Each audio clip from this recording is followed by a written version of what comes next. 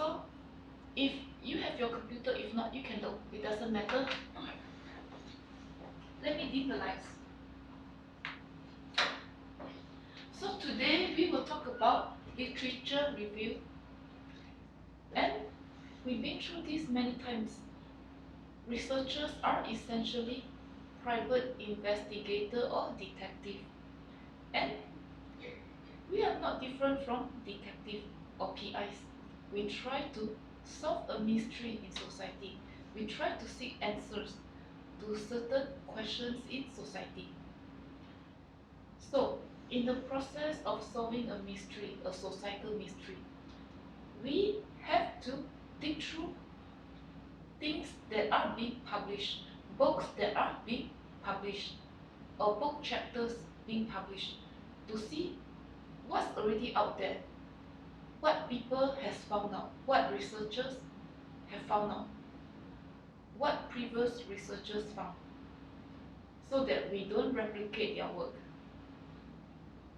The reason we do literature review is to build new knowledge upon existing knowledge.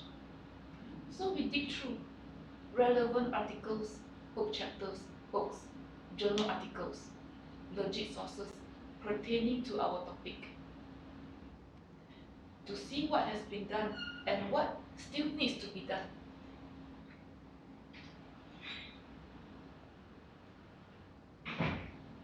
So you can read this on your own. And when we do literature review, I'm sure you did lit review in your other courses, right? To some degree. Yes, in your bibliography section. Sometimes when you write paper for your other professors, you are required to have a reference or bibliography section. So that's lit review.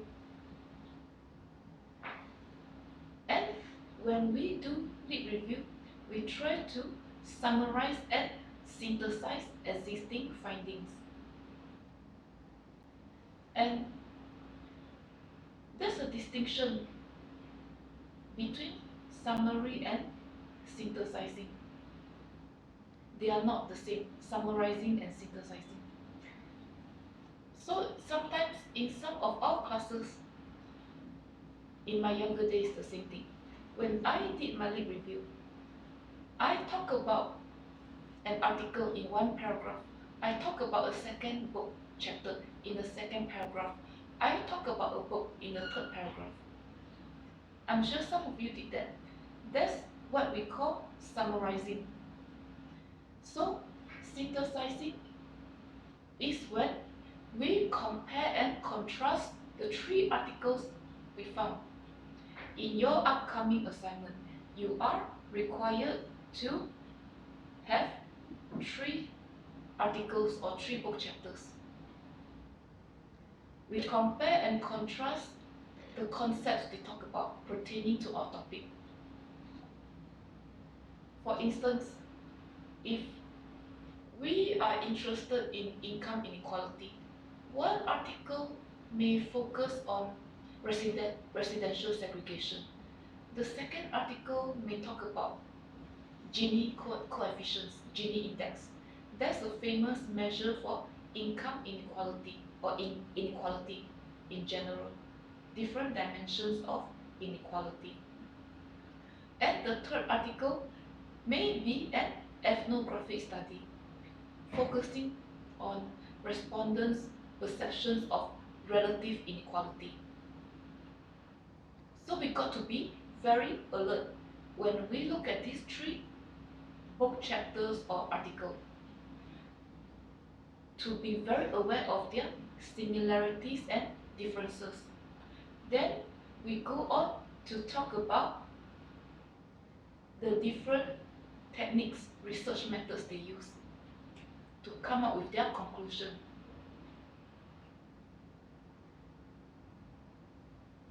And let's say, I know you're interested in sex trafficking.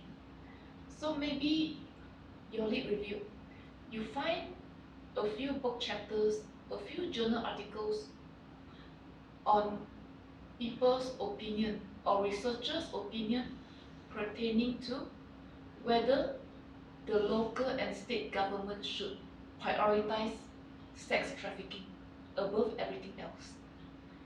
And you may find in certain articles or book chapters, some people may write in a certain way. They support that stance. They say, yeah, it's becoming a more and more serious problem when our economy is getting more and more volatile. Jobs are harder and harder to get, permanent jobs. So some people resort to this kind of crime to make a living. Too bad, so sad, even though it's illegal. So some literature, some articles or book chapters or books you found may support the stance that, yeah, government should have a higher priority on curtailing human and sex trafficking. But the other articles you found may conclude that no, gun violence is more important. Government should focus on gun control or something else, or curtailing pedophiles' activities.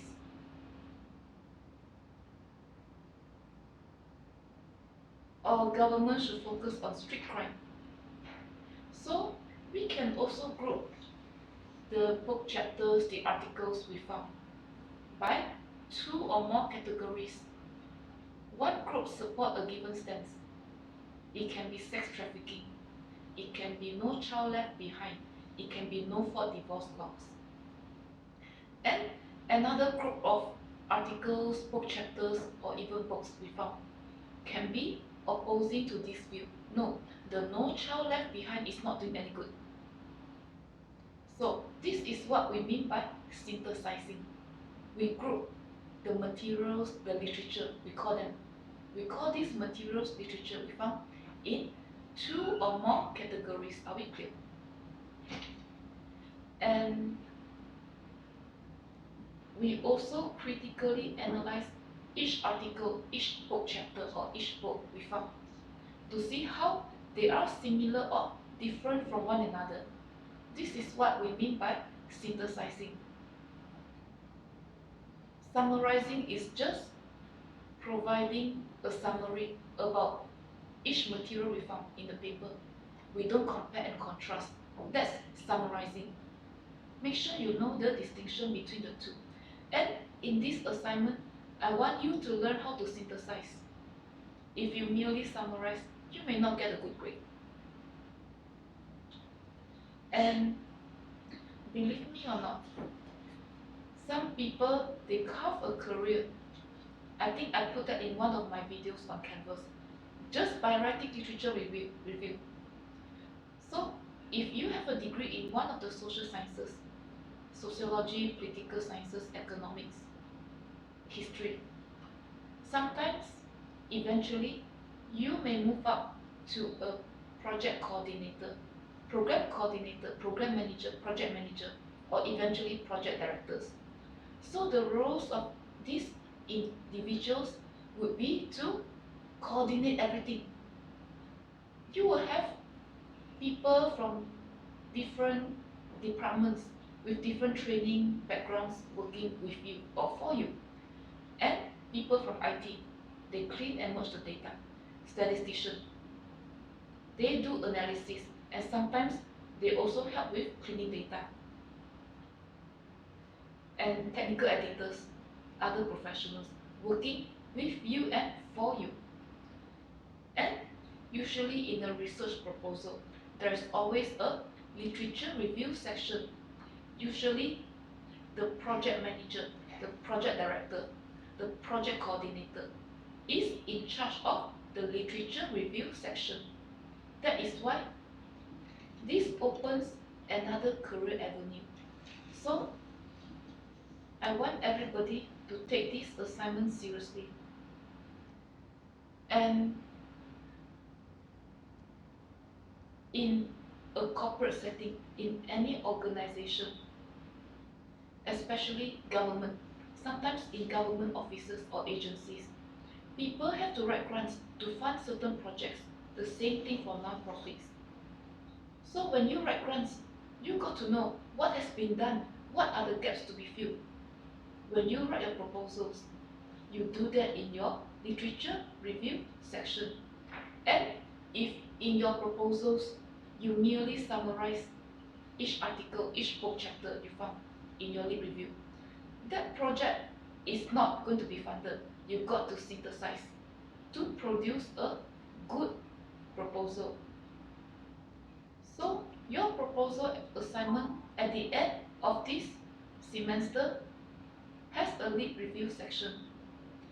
So maybe some of you realize your assignments, each mini assignments, discussion questions included, they build upon one another, eventually to your final research proposal at the end of the semester.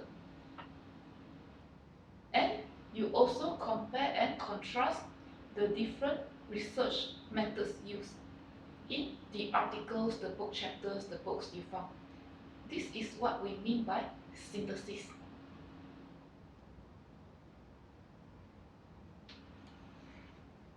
Let's say we study income inequality. One article may use a very advanced quantitative statistical technique, and they calculated the Gini coefficients using those techniques. One article may focus on content analysis. They analyze how people's depiction of income inequality changed over time and context. The third book chapter may focus on ethnographic studies in a given location. You've got to talk about that. Are we clear? And you need to find out how different articles, different book chapters on your topic of interest, they use similar or different concepts. When they talk about income inequality, when they talk about social vulnerability, when they talk about trafficking. Let's say we are interested in health outcomes, and we can find 3 articles in your assignment. I told you to find 3 articles or 3 book chapters. The 3 things can be 2 book chapters, 1 article, or 2 articles and 1 book chapters. It doesn't matter. But you got to have 3 things in your upcoming exercise. Let's say I'm interested in health outcomes. Maybe in 1 article I found the researchers, the authors use self-report health is a somewhat legit measure. And the second book chapter I found use visual performance, another legit aspect of health. We all know health is a broad and multi-dimensional concept, and yet a third article I found focused on cognitive health, cognitive functioning, or trajectories of cognitive functioning over time. These are all legit dimensions of health. So this is one example of how the key concepts are measured differently for the same topic we are interested in. Health in this case. Are we clear? And you can read the subsequent paragraphs on your own. These are all examples I provided. So read them carefully before you attempt your assignment, and you will do well. So these are the steps we undertake when we do a literature review. We go search for the relevant literature in our field. Let's say, if you are interested in trafficking, you search for relevant articles, books, or book chapters pertaining to human or sex trafficking. Then you critically analyze how the key concepts pertaining to human and sex trafficking are measured in the 3 articles you found.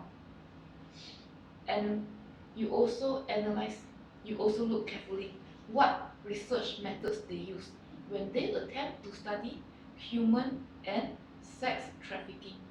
And you have to draw a conclusion. This is what I mean by synthesizing.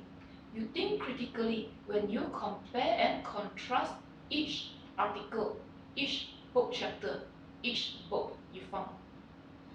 this is what we mean by synthesizing. And after you did all these things, you compare the key concepts, you compare the methodologies, you got to decide which method is most relevant for your topic of interest. And the appropriate methods vary from topic to topic. For instance, if I am interested in bullying, there are already tons and tons of studies on bullying, cyberbullying included. So, some articles may use quantitative techniques with existing surveys. They may apply statistical analysis on existing surveys. There are tons and tons of funded surveys on bullying. And there are also articles that use content analysis to see how the nature of bullying changed over time and context. Some books may use ethnographic study. They focus on in-depth interview on the perpetrators and victims of bullying.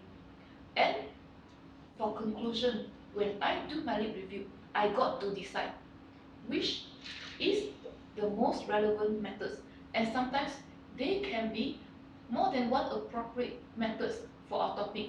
In this case, bullying. Quantitative methods may be very appropriate because it's a very saturated, and yet there are gaps to be fulfilled in this topic. We can apply the existing theories using statistical techniques. Existing theories, routine activity theory, social control theory, among others, on the existing survey. We can run statistical analysis to see whether these theories are supported. So we can conclude that quantitative methods, statistical analysis, are appropriate methods when we want to study cyberbullying and bullying.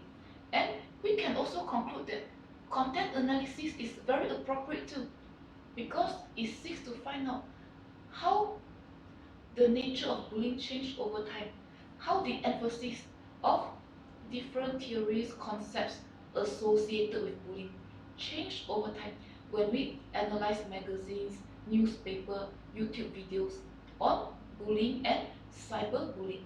And we can also conclude that qualitative studies like ethnographic techniques are appropriate too, because it seeks to find out the process or the processes associated with why people become perpetrators or victims of bullying. We can conclude this way. All three techniques are relevant, but not for all topics. For trafficking, I'm sure you realize the one main data source for trafficking is from the FBI website. And when I analyze or when I map statistics, the number of victims for human trafficking with my in-class students, we found that certain states like California, Iowa, Nebraska has no reported cases, and it does not really make sense.